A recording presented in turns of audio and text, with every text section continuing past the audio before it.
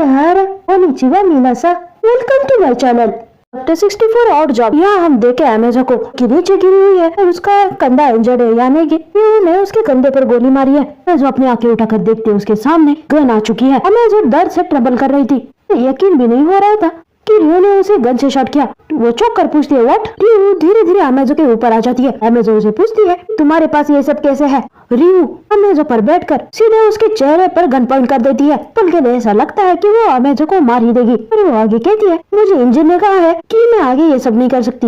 मेरा कहने का मतलब है लोगों को जान से मार देना। यही वजह है कि मैं बहुत टाइम से ये ट्राई कर रही थी कि फाइट करते वक्त मैं तुम्हें जान से न मार दूं। तुम तो कितनी टफ हो, मुझे आखिर में निकालना ही पड़ा। फॉर्चुनेटली यहाँ पर क्या हुआ कोई सुन भी नहीं सकता, और मैं भी इस सब को अभी यही खत्म करना चाहती हूँ। हमें हमारे दोस्तों को दुश्मनों से बचाना होता है। रियो जो कि अमेजो के ऊपर बैठी है कहती है चिंता मत करो, बस मेरी सीजर ही मेरी जिंदगी है, मैं उस पर वापस कभी खून नहीं लगने दे सकती। मैंने बहुत टाइम पहले ऐसा वादा किया है। ये बस एक नॉर्मल गन है जो मुझे मेरे पुराने जॉब में मेरे पुराने बॉस से मिली थी। ये मेरा पार्टिंग गिफ्ट, माने उन लोगों से अलग होने का गिफ्ट। अमेजो ये तो पूरी तरह से शौक थी। ये उसे पूछती है इसका मतलब क्या तुम प्रोफेशनल किलर थी। तो यहाँ रियो इसने अमेजो के चेहरे पर बंदूक तान दी थी। वो उसके चेहरे के पास आ जाती है, एकदम उसके आंखों में आंखें डालकर उसे कहने लग जाती है ये हमारा छोटा सा सीक्रेट है, समझ गई। तुम बहुत लकी हो, इंजन ने मुझे क्लीनर्स में लाकर मुझ पर इन सब के लिए रोक लगा दी। इसका मतलब मैं तुम्हें जिंदा छोड़ रही हूँ। यहाँ प्रीटी श्योर हूँ फिलहाल तो कोई मूवमेंट नहीं कर सकती। मैंने तुम्हारे ऐसे कौन से भी वाइटल ऑर्गन को हिट नहीं किया है, तो वो मैनहोल वाली बच्ची है, बुला कर अपने आप को बचा लो।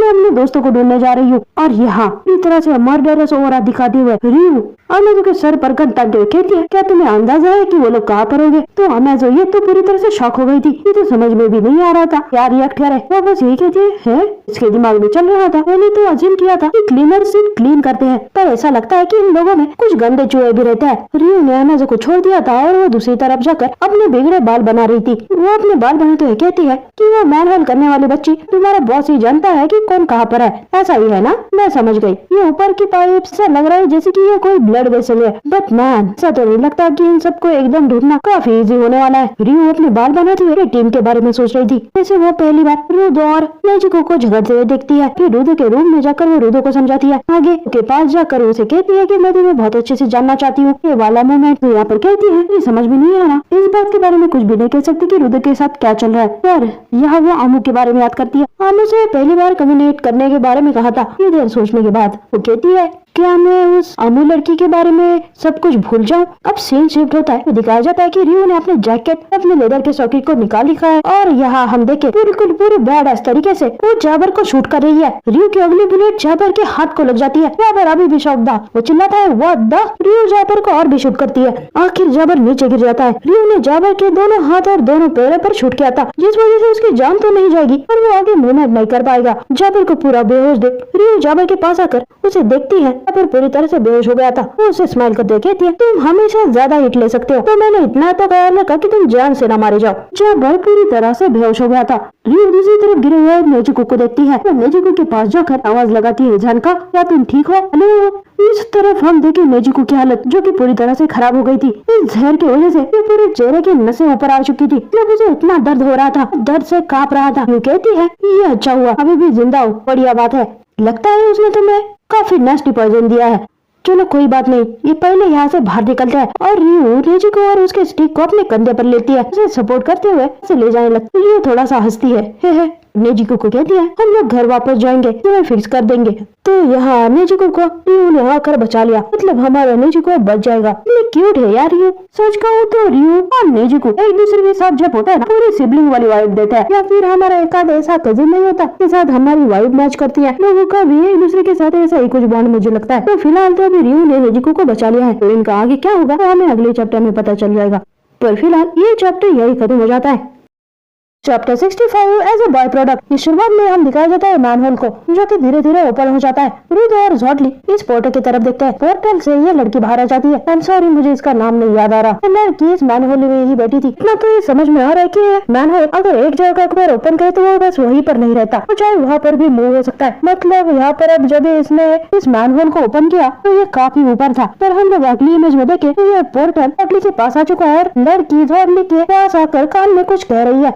मतलब ये लड़की इन मैनहोल्स क्रिएट ही नहीं कर सकती, ऐसे चाहे वैसे मूव भी कर सकती है। जब ये लड़की ज़ॉर्डली को उसके कानों में जाकर कुछ बता रही थी, ये देख कर रुदो पूरी तरह से कंफ्यूज हो गया था कि मतलब ये लोग किस बारे में बातें कर रहे हैं। वो काफी कंफ्यूज था। बल्कि ज़ॉर्डली अब रुदो की तरफ देखता है और रुदो से कहता है, रुदो तुम क्लीनर्स तो मैंने जितना सोचा था उससे ज्यादा ही टफ निकले। रुदो चिल्लाते हुए पूछने लग जाता है, तुम कहना क्या चाहते हो, क्या हुआ उन लोगों के साथ। ज़ॉर्डली कहता है, मुझे लगता है कि हमारे जाने का टाइम आ चुका है। और ये लड़की अपने मैनहोल को बंद करके वहाँ से गायब हो जाती है और अगले ही पल रुदो के पैरों के नीचे से पोर्टल बनाकर उसे पैरों से पकड़ कर नीचे खींच लेती है। क्योंकि कुछ समझ में आया उससे पहले ही वो नीचे खींचे जाता है। वो एक तरह से व्यूज दिखता है अपसाइड डाउन, ऊपर उसे ज़ॉर्डली दिखता है, नीचे गिरते ही उसे दिखता है एक कोर जहाँ पर टूटा हुआ हाथ और उसके वेपन लगे हुए थे। रुदो ऊपर से नीचे जोर से गिरता है और ये लड़की भी ऊपर से छलांग लगाती है। रुदो गुस्से से चिल्लाता है, डैम इट यू स्लग शक्कर, क्या तुम लोग मुझे ऐसे भी किसी भी जगह पर फेंकना बंद कर दोगे। रुदो अपनी जगह से उठ जाता है और ऊपर चिल्लाने लग जाता है, अभी भी मुझे ये नहीं पता कि हम लोग यहाँ पर क्या कर रहे हैं और तुम क्या चाहते हो, तुम टर्ड ब्रेन कहीं।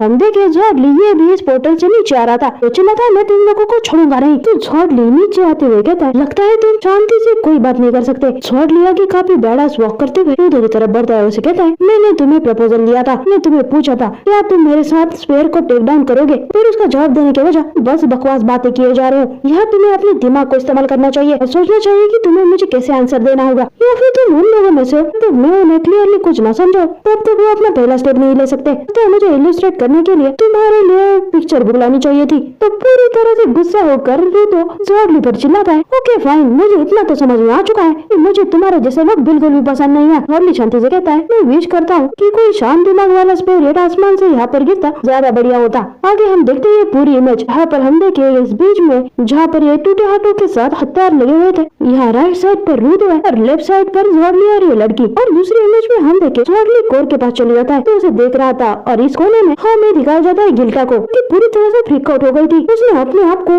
बड़े लंबे पत्थरों के बीच में छुपा रखा था कि वो किसी को ना दिखे। वो पैनिक होकर ऐसे मम्बल करने लग जाती है, oh no oh no oh no. गिल्टा पैनिक होकर इन लोगों की तरफ देख रही थी। ज़ॉर्डली यह कहता है, पैर पर कैसे जाना है, अगर मैं तुमसे पूछूं तो कोई फायदा नहीं होने वाला। ज़ॉर्डली अपने जैकेट से नोकी शूज को निकालता है और कहता है, तो मुझे दिखाने दो, और इन शूज को इस कोर पर एक तरह से लगा देता है, मतलब चिपका देता है। रुदो इसे हैरानी से देख रहा था। गिल्टा अपने आप को जैसे जैसे छुपा रही थी। ज़ॉर्डली ने इन शूज को कोर में लगा दिया था। पर हम देखे इस शूज को कोर के टेंटिकल एक तरह से जकड़ लेते हैं, मतलब ये शूज एक तरह से इस कोर में मर्ज हो रहा है। ज़ॉर्डली इसे देख कर कहता है, द वॉचमैन सीरीज, मैं अपनी खुद की एक सीरीज बनाना चाहता हूँ, मेरे ग्लव्स, मेरा कोट और ये शूज। तो ज़ॉर्डली का कोट उसकी जिनकी है और लगता है ये कोट भी उसने किसी और से इनहेरिट किया है, क्योंकि क्लियरली रुदो और अमो को उनकी जिनकी किसी और से ही मिली थी। ये तीनों भी वॉचमैन सीरीज का हिस्सा है। वॉचमैन सीरीज क्या है तो हमें आगे पता चलेगा। तो चलो ज़ॉर्डली आगे क्या कहता है ये देखते हैं। ज़ॉर्डली रुदो को कहने लग जाता है, तो वॉचमैन सीरीज वाइटल इंस्ट्रूमेंट की एक एक्टिव सीरीज है जो बहुत समय से चलती आ रही है। इसमें इतनी एनर्जी होती है जिसे तुम मेजर भी नहीं कर सकते।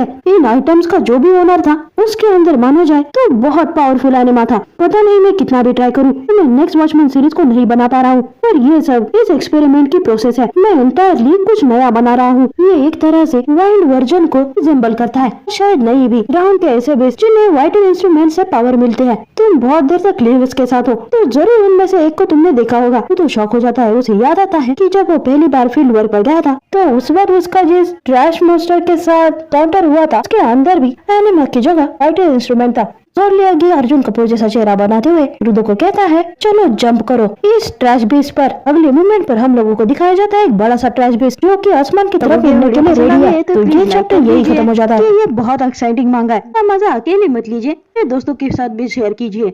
नए चैप्टर के अपडेट्स के लिए प्लीज सब्सक्राइब कर दीजिए। ज्यादा थोड़ी ना कुछ कह रही हूँ, छोटा सा सब्सक्राइब प्लीज कर देना जरूर। हाँ, मैं मिलती हूँ आपको अगली वीडियो में, तब तक सायोनारा, बाय बाय।